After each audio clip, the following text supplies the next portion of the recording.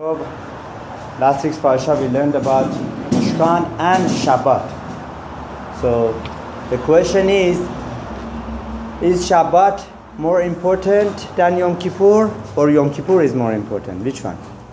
So if you want to go with the numbers of the commandments that Shabbat has been given to us, how many times Shabbat has been repeated in Torah?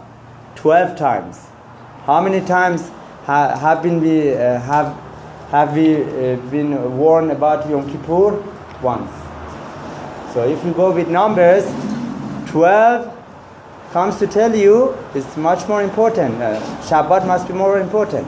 Also, the repetition comes to tell you that if something is mentioned many times, that comes to tell you that it's more important. Shabbat 12 times, Yom Kippur 1 time. Now, what should be done on Shabbat?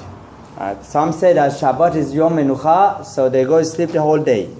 Right? Some go learn Torah. So Shulchan Aruch talks about this. Shulchan Aruch says that a person who learns Torah during the whole week, right, he should rest a little on Shabbat. And the one who doesn't learn Torah should learn Torah on Shabbat.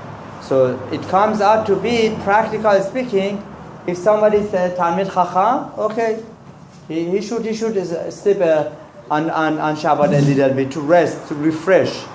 But if somebody doesn't have a chance to learn Torah during the whole day, during the whole week, during the whole weekdays, then he should take this opportunity on Shabbat to learn Torah. That's why on Shabbat, Rabbanim or other, Talmidei Chachamim, they give Divrei Torah in synagogues, in shuls, because that's the time to learn Torah.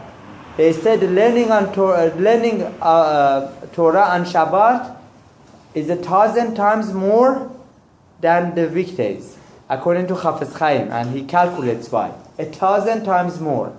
And Harizal used to sleep on Shabbat a little bit.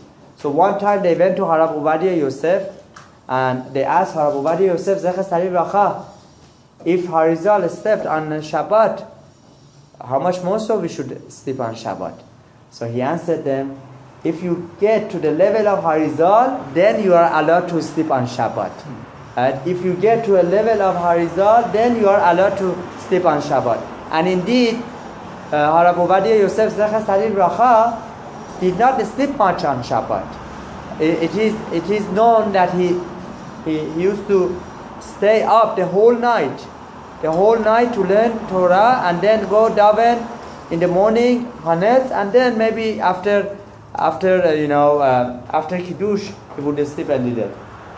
Because Shabbat is such an important day and should be focused on learning Torah and spirituality.